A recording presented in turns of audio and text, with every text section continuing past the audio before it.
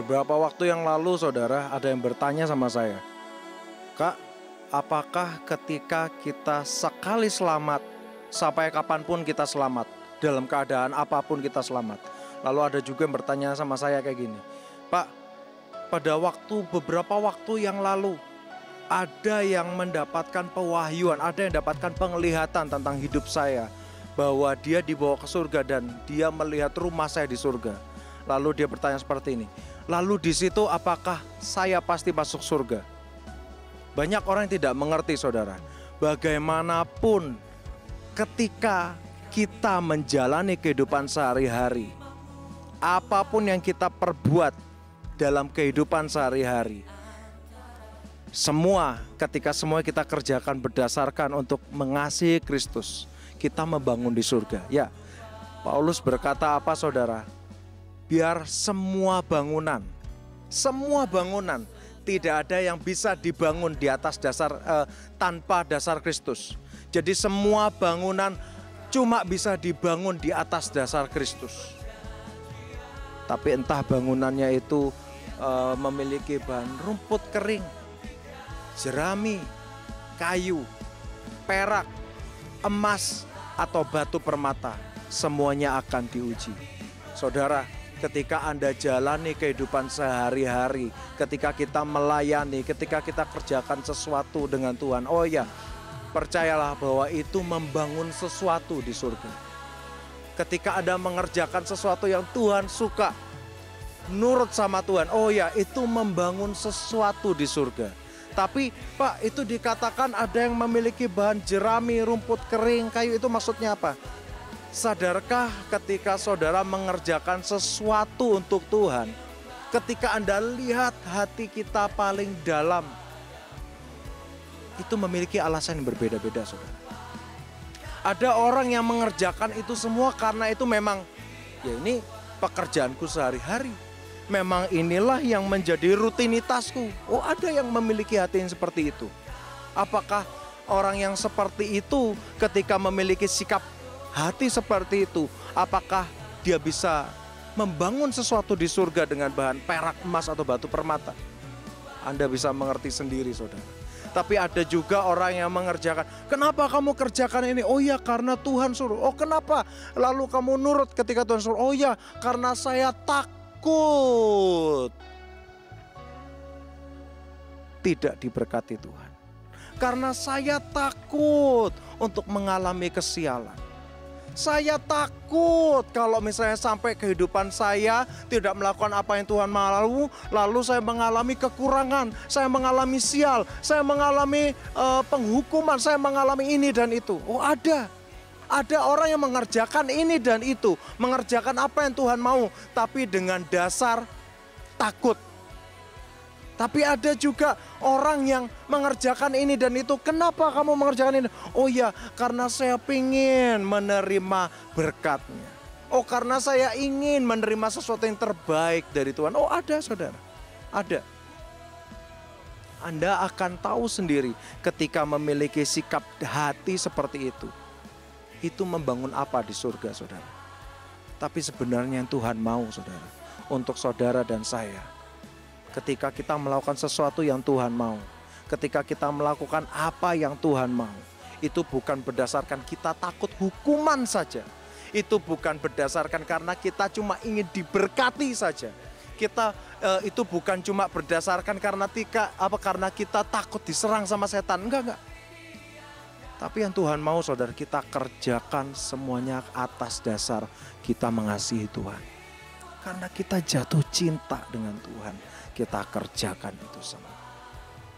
Ketika Anda kerjakan semuanya atas dasar kasih, atas dasar cinta, percayalah saudara, bahwa itu semuanya, ketika Anda mengerjakan hal itu seperti membangun sesuatu di surga dengan perak, emas, ataupun batu permata. Lalu ketika seperti yang tadi rekan saya bertanya, "Oh iya Pak, saya sudah mengerjakan semuanya," dan waktu itu ada orang yang melihat ketika dia dibawa ke surga, dia melihat rumah saya seperti ini, seperti itu. Oh, apakah artinya saya pasti masuk surga? Oh ya, Saya cuma bicara kayak gini, oh ya, tetaplah jaga itu. Tapi apakah Anda 100% pasti masuk surga? Itu yang jadi pertanyaan, saudara. Bukankah Paulus pernah berkata, engkau memulainya dengan roh. Lalu apakah engkau ingin mengakhirinya dengan daging? Saudara, kita harus ngerti. Ketika kita mengerjakan semuanya, oh ya itu akan membangun sesuatu di surga. Tapi bicara tentang bagaimana apakah kita pasti masuk surga atau tidak. Itu bicara tentang bagaimana kita mengakhirinya. Apakah kita mengakhirinya dengan kuat atau kita mengakhirinya dengan daging. Maksudnya mengakhirinya dengan daging itu apa, saudara? Bukankah ketika semua manusia dilahirkan di dunia ini, sebelum mereka bertemu dengan Kristus, sebelum mereka masuk di dalam keturunan roh. Oh ya, bukankah Yesus berkata kalau orang yang dilahirkan secara daging, dia tidak akan mendapat bagian dari kerajaan surga. Orang tersebut harus dilahirkan kembali melalui air dan roh. Baru dia nanti akan mendapatkan bagian. Tapi dikatakan, saudara, maksudnya melalui air dan roh itu apa? Artinya kita harus dilahirkan kembali. Kita memiliki identitas di dunia sebagai orang yang pernah dilahirkan secara daging, tapi kita juga memiliki identitas di kerajaan surga karena kita sudah dilahirkan kembali melalui air dan roh. Tapi Paulus pernah berkata orang yang mengawalinya dengan roh bisa mengakhiri dengan daging. Artinya apa? Orang yang seperti itu adalah orang-orang yang meninggalkan identitas rohaninya. Orang-orang yang kecewa dengan Tuhan dan meninggalkan Tuhan dan mengakhirinya dengan daging. Apakah ada orang-orang seperti itu? Ada, saudara. Ada orang-orang yang seperti itu. Ketika dia sudah mulai kecewa sama Tuhan dan dia sudah ngomong, nggak ada Tuhan-Tuhanan. Saya mau kasih tahu, saudara, rencana iblis untuk saudara dan saya itu sangat mengerikan. Banyak ada orang mengatakan bahwa rencana iblis cuma sekedar, dia membuat kecelakaan dalam hidup kita. Enggak, saudara, enggak cuma itu. Oh iya, dia memotong hidup seseorang, membuat orang itu mati. Enggak cuma itu, saudara. Setan rancangkan rancangan yang sangat mengerikan untuk saudara dan saya. Ketika dia merancangkan suatu kecelakaan untuk anak-anak Tuhan, dia mau pastikan ketika anak-anak Tuhan tersebut di dalam keadaan yang paling lemah, kalau perlu di dalam keadaan yang paling jauh dari Tuhan. Kenapa, saudara?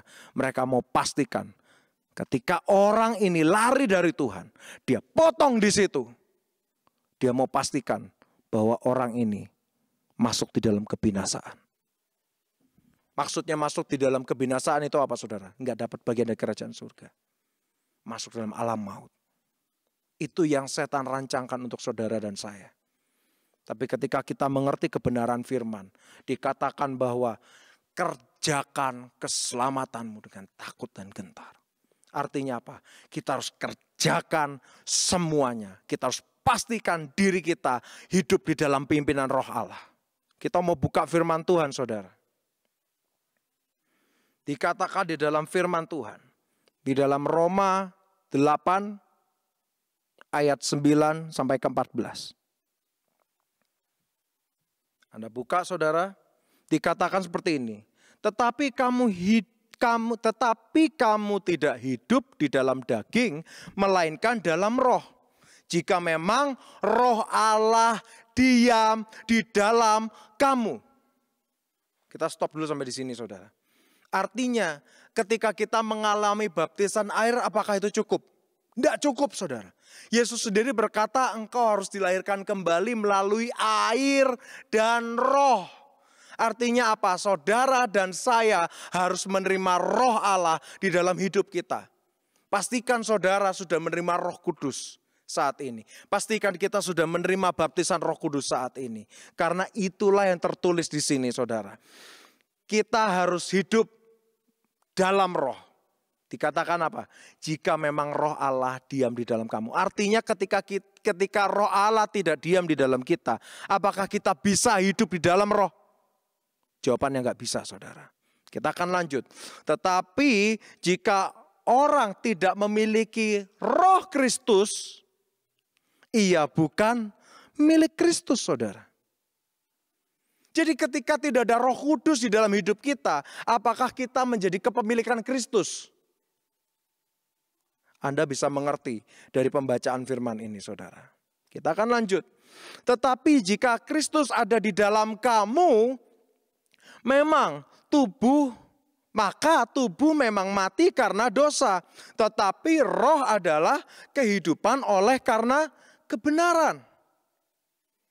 Dan jika roh Dia yang membangkitkan Kristus, yang membangkitkan Yesus dari antara orang mati, diam di dalam kamu, maka Ia yang telah membangkitkan Kristus Yesus dari antara orang mati akan menghidupkan juga dirimu yang fana itu oleh Roh-Nya yang diam di dalam kamu.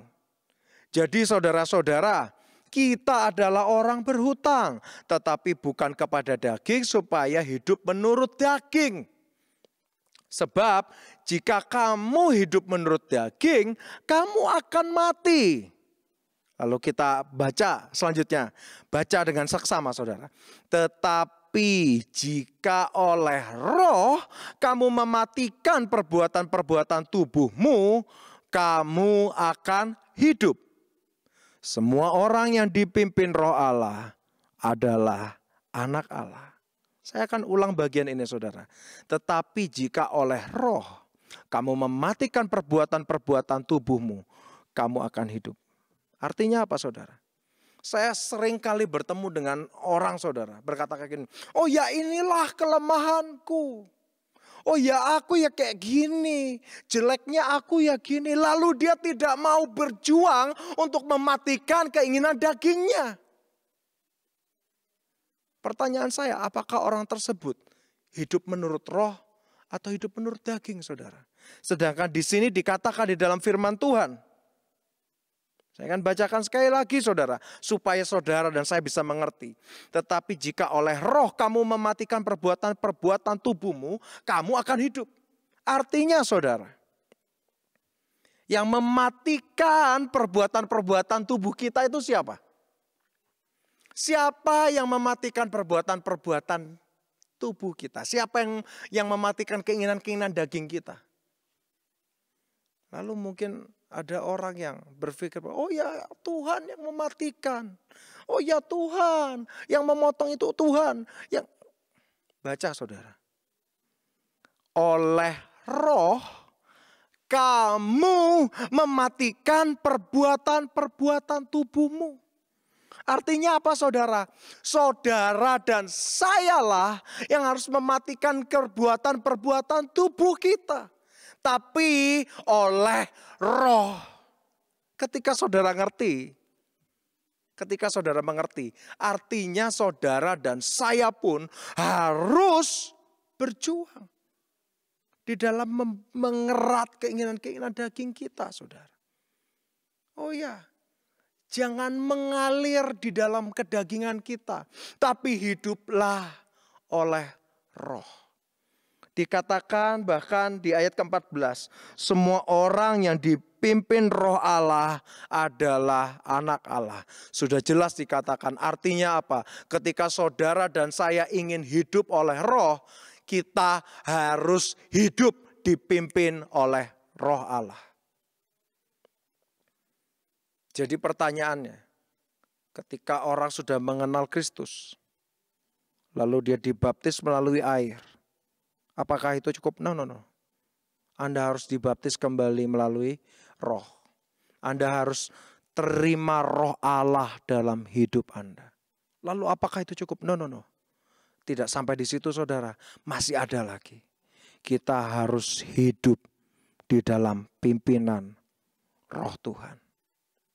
Oleh karena itulah Paulus mengatakan, kita harus mengerjakan keselamatan dengan takut dan gentar. Kenapa? Apa yang harus kita kerjakan? Ya ini, saudara. Kita harus hidup di dalam pimpinan roh Tuhan.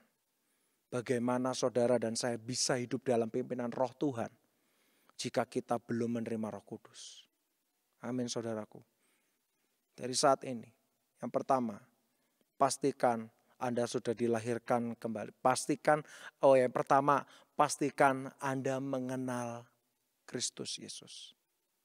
pastikan Anda bertemu dengan pribadinya. Yang kedua, pastikan Anda dibaptis melalui air dan roh. Pastikan Anda sudah dilahirkan kembali melalui air dan melalui roh. Pastikan roh Tuhan atau roh kudus sudah ada dalam hidup Anda. Dan yang ketiga, pastikan Anda mengerjakan keselamatan sampai garis akhir.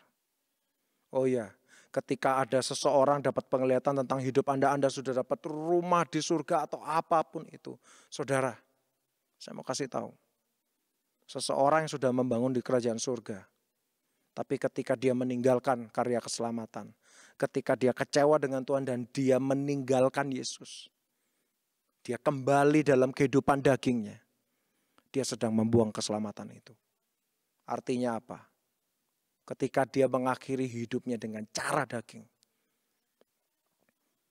Saya mau katakan saudara. Dia tidak bisa masuk dalam kerajaan Allah. Karena Yesus sendiri berkata, orang yang dilahirkan melalui daging tidak dapat bagian dari kerajaan Allah. Orang tersebut harus dilalui air dan roh. Oh iya, dia sudah hidup, dia sudah terima Roh Kudus, tapi dia kembali menjadi manusia daging. Gak bisa, saudara. Pastikan kita kerjakan semuanya dengan takut dan gentar. Kita kerjakan semuanya karena ada pimpinan roh Allah dalam hidup kita. Saya mau berdoa untuk saudara, siapapun yang mendengar pesan Tuhan hari ini. Kita semua harus bisa mengakhiri dengan kuat. Mungkin ada beberapa dari saudara, aku udah gak kuat sama semuanya. Aku ingin akhiri hidupku. Aku ingin mengakhiri semuanya. Saya mau kasih tahu saudara, ketika Anda memutuskan untuk mengakhiri hidup Anda bahkan, itu artinya Anda mengakhiri dengan daging.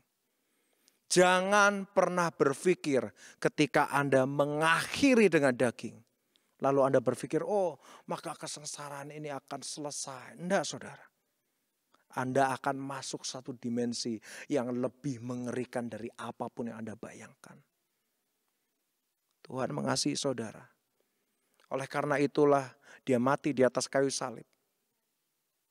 Dia mau memastikan saudara dan saya bisa dilahirkan kembali melalui air dan roh. Dan kita hidup di dalam pimpinan roh Allah. Sehingga kita menjadi kepemilikan kerajaan Allah. Pastikan kita kerjakan semuanya di dalam anugerahnya saudara. Jangan pernah mengakhiri dengan daging. Jangan pernah mau kembali dalam kehidupan dagingmu. Kerjakan semuanya oleh roh Tuhan. Dan Anda akan melihat keselamatan dalam hidup kita. Kita akan terus pegang sampai garis akhir saudara. Saya akan ulangi lagi apa yang saya bagikan hari ini. Ketika Anda mengerjakan segala sesuatunya di atas dasar Kristus. Ya, itu akan membangun sesuatu di dalam kerajaan Allah. Untuk nantinya Anda bisa nikmati saudara. Ya. Tapi itu belum tentu menentukan apakah kita bisa masuk kerajaan Allah atau enggak. Tentang kita masuk kerajaan Allah atau tidak. Itu bicara tentang apakah kita bisa mengakhiri dengan kuat. Itu bicara tentang apakah kita tetap bisa mengakhiri hanya oleh roh. Tetap finish strong. Kita mengakhiri tetap di dalam roh Tuhan. Kita tidak kembali dalam kehidupan daging. Tapi kita tetap menjadi kepemilikan kerajaan Allah. Amin saudaraku. Saya mau berdoa untuk saudara. Siapapun saudara yang mungkin aku mau untuk menerima Roh Kudus. Aku rindu untuk dibaptis melalui air dan roh. Saudara bisa cari gereja di dekat saudara, cari hamba-hamba Tuhan, minta untuk dibaptis, minta untuk didoakan untuk saudara bisa dibaptis oleh Roh Kudus juga saudara. Tapi ketika saudara, aku sudah gak tahan sama semuanya, kemungkinan aku akan mau mengakhiri semuanya secara daging saudara. Saya mau katakan, jangan pernah menyerah. Tuhan mengasihi saudara, Tuhan mengasihi saudara. Saya mau berdoa buat saudara di dalam nama Tuhan Yesus. Tuhan, hamba berdoa untuk siapapun yang mendengar khotbah ini, siapapun yang mendengar pesan Tuhan hari ini. Tuhan, Kau nyatakan pribadi-Mu lebih dan lebih lagi dalam hidupnya. Kau nyatakan pribadi-Mu lebih nyata dalam hidupnya Tuhan. Kau buka matanya di dalam nama Tuhan Yesus. Dan mampukan kami semua untuk bisa mengerjakan semuanya sampai tuntas, sampai garis akhir, sampai destiny kami penuh. Kami enggak lari dari Engkau Tuhan. Kami enggak lari dan kembali hidup secara daging, enggak Tuhan. Kami mau tetap hidup di dalam pimpinan Roh-Mu. Karena kami milik pusaka-Mu Tuhan. Di dalam nama Tuhan Yesus, kiranya Engkau memeteraikan siapapun yang menerima berkat-Mu pada hari ini ketika mendengarkan pesan-Mu hari ini Tuhan. Jangan biarkan pesan ini berlalu begitu saja, tapi pastikan ini bertumbuh, berakar dan berbuah dalam hidup kami dan memampukan kami bisa sampai tetap setia sampai garis akhir, finish strong. Terima kasih Tuhan, Engkau sendiri yang menjamin kami, Engkau yang memampukan kami. Di dalam nama Tuhan Yesus, dalam nama Tuhan Yesus, dan semua yang percaya katakan, amin. Tuhan Yesus memberkati.